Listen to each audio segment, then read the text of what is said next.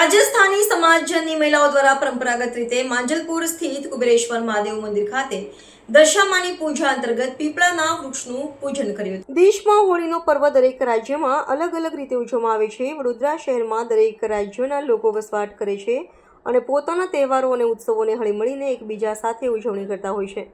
ત્યારે શહેરમાં વસતા રાજસ્થાની મેવાડી સમાજ દ્વારા પરંપરા મુજબ હોળીથી 10 દિવસ એટલે કે દસમ તિથિ સુધી દરરોજ દશામાની પૂજા અર્ચના કરવામાં આવે છે.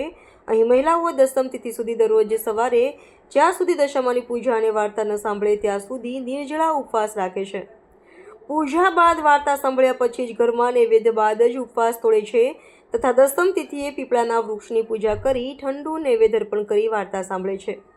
આમ 10 દિવસ માતાજીનું પૂજન અને વાર્તાઓ સાંભળે છે, જેની પાછળનો ઉદ્દેશ ઘરમાં આરોગ્ય સુખ સમૃદ્ધિની કામના માટે આ પૂજા કરવામાં આવે છે.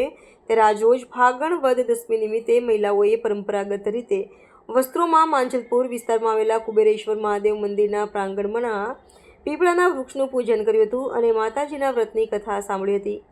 સાથે જ આજે તેઓની પરંપરા મુજબ દરેકના ઘરે ગોળની લાપસી કઢી ભાત બનાવવામાં આવે છે. સાથે જ 10 દિવસની અલગ અલગ વાર્તાઓ બાદ દશામાનો દોરો ધારણ કરવામાં આવતો હતો. વધુ માહિતી સમાજના વરિષ્ઠ મહિલા કાશ્મીરાબેન લોહિયા દ્વારા આપવામાં આવી હતી. જય મહેશ. અત્યારના અમે લોકો માંજલપુર કુબેરેશ્વર મહિલા મંડળમાંથી છીએ અને અમે લોકો રાજસ્થાની છીએ, પ્રોપરલી મેવાડી છીએ અમે લોકો. અને આ તહેવાર અમારે હોળી બળે એ દિવસથી 10 દિવસ સુધી ચાલે છે. એમાં જે છઠ આવે છે એ દિવસે અમે લોકો ઠંડુ કરીએ છીએ અને તમે કઈ રીતની પૂજાઓ કરવામાં કોની પૂજા કરવામાં હોળીના ટાઈમથી આ દશા માતાની પૂજા અમે કરીએ છીએ અને આ પૂજા અમારે 10 દિવસ ચાલે છે. હોળી બળે એ દિવસથી અમે લોકો સવારના ધૂળેટીના દિવસથી સવારના અહીંયા દશા માતાની પૂજા કરવા આવીએ છીએ. પૂજા કરી એમનું આરતી કરીએ છીએ અને ગીત ગાઈ અને રોજ વાર્તા સાંભળીએ છીએ અમે લોકો. અને એવી જ રીતે 10 દિવસ આ તહેવાર અમારે ઉજવીએ છીએ. અને જ્યારે બી દસમના દિવસે આ તહેવાર હોય છે એ દિવસે સવારે સારું ચોઘડિયું જોઈ અમે લોકો પીપળાની પૂજા કરીએ છીએ અને એ દિવસે અમે લોકો સવારના જ્યારે બી પૂજા કરવા આવીએ ત્યારે અન્ન જળ કશું લેતા નથી. પૂજા કરી 10 દિવસની 10 વાર્તા અમે લોકો દશા માતાની સાંભળી અને એ પછી ઘરે જઈ અને ભગવાનને જે બી અમારે ભોગ લગાડવાનો હોય એ ભોગ લગાડી અને એ પછી જ અમે લોકો અંજળ લઈએ છીએ. અને એ દિવસે અમારે પ્રોપરલી બધાના ઘરે ગોળની લાપસી, ભાત, કઢી અને ગવારનું શાક થાય છે. એ દિવસે અમે લોકો ઘરે નવી માટલી મૂકીએ છીએ ને એ રીતે કરીએ છીએ.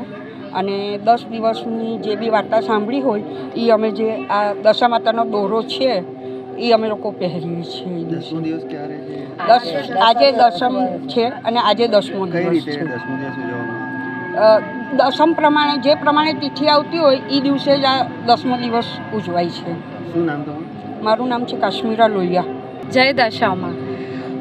हम सब यहाँ मिलके दशा माँ की पूजा करते हैं और जो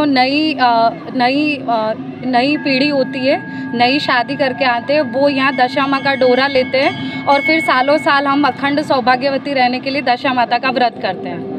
जय दशा माँ. टीना मुंद्रा.